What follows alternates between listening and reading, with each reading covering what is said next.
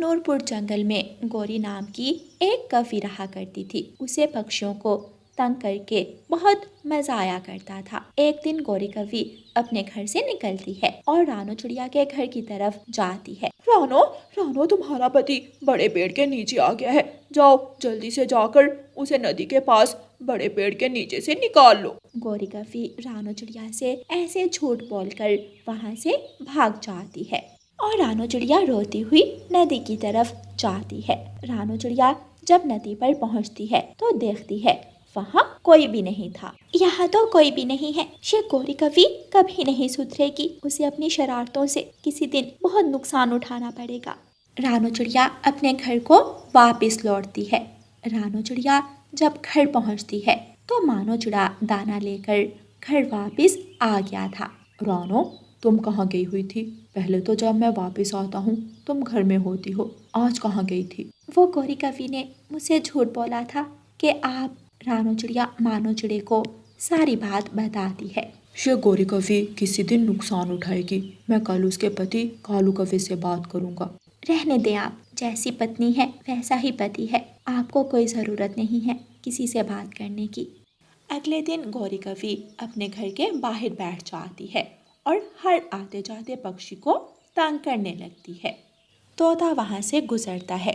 उसके पास एक लाल मिर्ची पकड़ी हुई थी। जैसे ही तोता गौरी कवि के पास से गुजरता है वो तोते की पूंछ पर जोर से डंडा मारती है। तोता नीचे गिर जाता है। गौरी कवि जल्दी से उठती है और तोते की मिर्ची उठा लेती है। काली कलोटी कवि, तुमने मुझे क्यों मारा? मैंने तुम्हें कुछ कहा था? मोटी चोंच वाले तोते, तुमने मुझे काली कहा, मैं तुम्हें छोड़ूंगी नहीं। गौरी कवि डंडे से तोते को मारने लगती है। तोता जोर जोर से रोने लगता है और मदद की गुहार लगाता है। बचाओ, इस काली कवि से मुझे बचाओ। शोर सुनकर रानो चिड़िया वहां आती है। गौरी, छोड़ दो तोते को, क्या जान से मार दोगी इसे? हुआ क्या है? इसने मुझे काली कहा, मैं छोड़ूंगी नहीं इसे। छोड़ दो इसे, मैं माफी मांगती हूँ। तोता आइंदा ऐसा नहीं करेगा। गौरी कवि तोते को छोड़ देती है। तोता अपने घर जाता है और रोने लगता है। मिठू जी, क्या हुआ आपको? आप इतना रो क्यों रहे हैं? मैं बदला जरूर लूंगा, मैं छोड़ूंगा नहीं उस काली कलोटी कवि को। आज फिर आपकी गौरी से लड़ाई हो गई, आप उसके पास जाते ही क्यों हैं? मैं तो बस वहाँ से गुजर रहा था कि उसने मुझे डंडा मार दिया। मैं कल उससे अपना बदला जरूर लूंगा। तोता अपने घोंसले में लेट जाता है और सुबह होने का इंतजार करता है। सुबह हो जाती है। तोता सुबह होते ही कबूतर की दुकान पर जाता है और वहां से 2 अंडे खरीदता है और सीधा चील के इलाके की तरफ चला जाता है। चील दी, मैं आपके लिए 2 अंडे लेकर आया हूँ। मैंने सोचा ठंड हो रही है, मैं अपनी चील दी के लिए अंडे ले जाऊं। मिठू, इतना मक्खन क्यों लगा रहे हो? काम बताओ, क्या काम है? तोता रोने लग जाता है। तुम रो क्यों रहे हो? क्या हुआ है? वो गौरी कवि हर रोज मुझे तंग करती है और मारती है। तोता चील को सारी बात बताता है।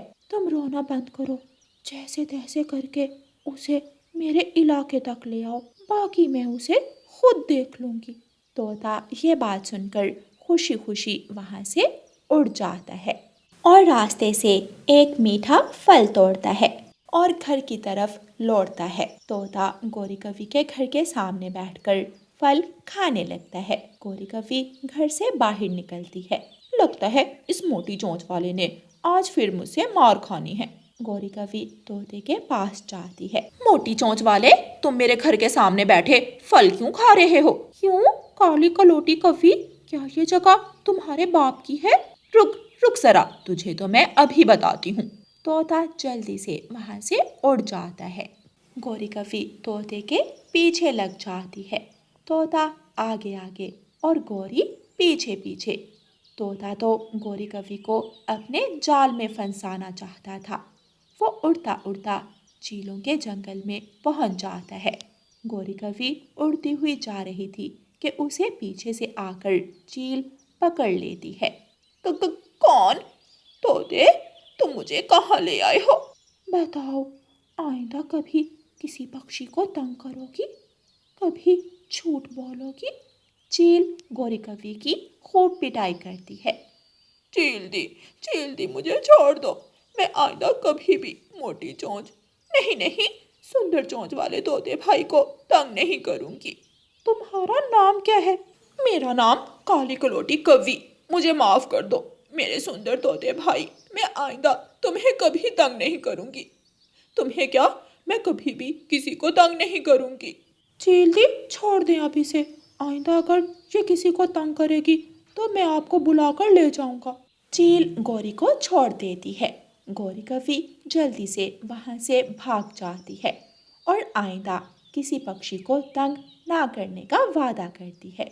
रानू चिड़िया सागर वाले जंगल में नई आई थी और वो सोच रही थी कि वो अपना घर कहाँ बनाए। रानू चिड़िया जंगल में इधर उधर उड़ती फिर रही थी कि उसे एक घर के बाहर बैठे कालू कौवा और गौरी कवि नजर आते हैं। रानू चिड़िया उनके पास जाती है। कवि बहन, क्या आप जानती हैं कि मुझे सूखी लकड़ियाँ कहाँ से मिल सकती हैं? मैं इस जंगल में नई आई हूँ और अपना घर बनाने का सोच रही हूँ।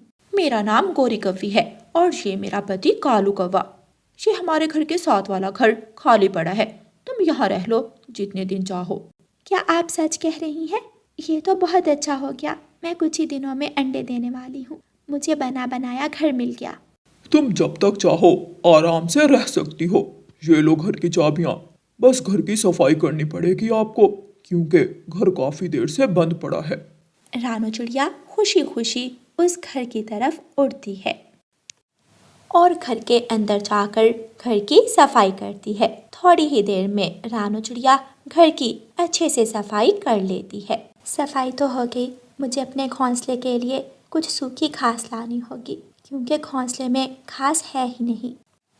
रानू चिड़िया अपने घर से उड़ती है और जंगल से सूखी घास लेने के लिए चली जाती है।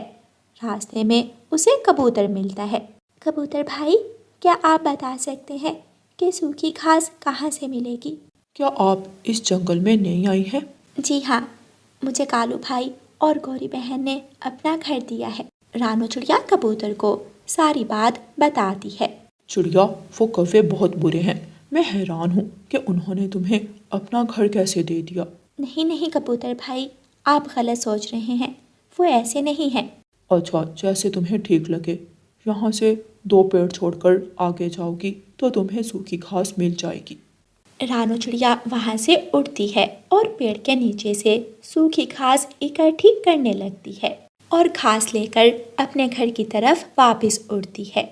घास तो मैंने घोंसले में लगा ली, मुझे अपने लिए दाना भी इकट्ठा कर लेना चाहिए क्योंकि जब अंडे आ गए तो मैं घर से बाहर नहीं जा सकूंगी ज़्यादा। रानू चिड़िया फिर से घर से निकलती है और दाना ढूंढने चली जाती है। रानू चिड़िया को एक जगह से कुछ चावल के दाने मिल जाते हैं। रानू चिड़िया चावल का दाना उठाती है और आगे बढ़ती है। थोड़ी दूर उसे गेहूं का दाना और मीठा फल मिल जाता है। रानू चिड़िया अपना सारा भोजन एक टोकरी में डाल लेती है और अपने घर चली जाती है। मैंने भोजन भी इकट्ठा कर लिया, अब मुझे कोई चिंता नहीं है। रात हो जाती है। रानू चिड़िया आज अपने घोंसले में पुरसुकून सोई हुई थी। अगले दिन रानू चिड़िया सुबह सवेरे अपने घोंसले में 2 सुंदर अंडे देती है। रानू चिड़िया आज बहुत खुश थी। ऐसे ही कुछ दिन गुजर जाते हैं और जंगल में बारिश शुरू हो जाती है। जंगल में 2 दिन लगातार बारिश होती है। गौरी, हमारी छत बहुत कमजोर हो गई है, अब तो इससे पानी भी टपकना शुरू हो गया है। अब हम क्या करें? एक घर था, वो भी तुमने उस चिड़िया को दे दिया। मैंने उसे पक्का पक्का थोड़ी दे दिया था। मैं अभी जाती हूँ और उस चिड़िया को उस घर से निकाल देती हूँ और हम दोनों उस घर में चले जाते हैं। गौरी कवि अपने घर से निकलती है और सीधी रानू चिड़िया के घर जाती है। जी गौरी बहन, कैसे आना हुआ? क्या आपको दाना चाहिए? नहीं, मुझे दाना नहीं चाहिए, बस अब तुम हमारा ये घर खाली कर दो। क्या? आप ये क्या कह रही हैं? आपने तो ये घर... क्या ये घर? कहा ना, बस खाली कर दो। मुझे अब इस घर में शिफ्ट होना है क्योंकि हमारा घर बारिश से टूट रहा है। इसलिए अब हम इस घर में रहेंगे। रहम करें गौरी बहन, मैं अपने अंडों को लेकर कहाँ जाऊंगी? बाहर तेज बारिश हो रही है। ये मेरा मसला नहीं है, चुपचाप निकल जाओ। गौरी कवि रानू चिड़िया की एक नहीं सुनती और उसे अपने घर से निकाल देती है। रानू चिड़िया अपने घोंसले को उठाकर वहाँ से चली जाती है। रानू चिड़िया ने अपने अंडों को घास से छुपाया हुआ था।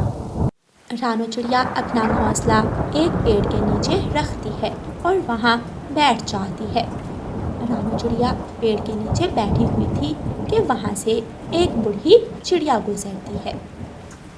बेटी, तुम इस तेज़ बारिश में यहाँ क्यों बैठी हो? तुम्हारे अंडों को नुकसान हो सकता है।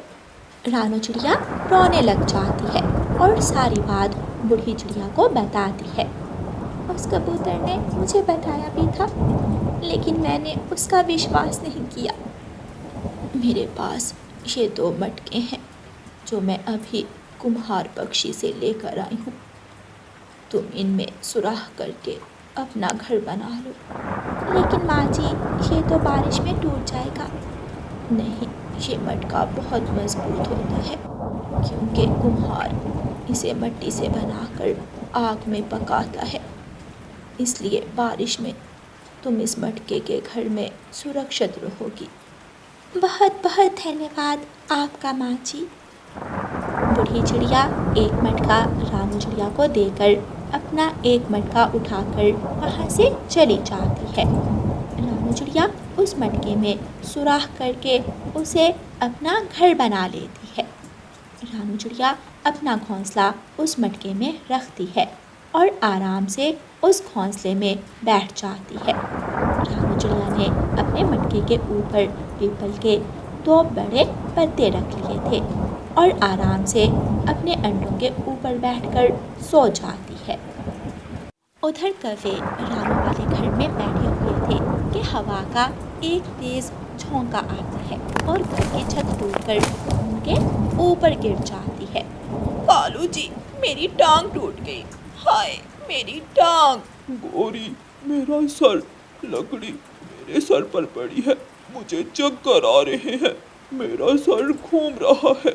ऐसे कौवों को उनके किए की सज़ा मिलती है। प्यारे दोस्तों, इस कहानी को लाइक, अपने दोस्तों के साथ शेयर और चैनल को सब्सक्राइब करना बिल्कुल मत भूलना। आपका धन्यवाद।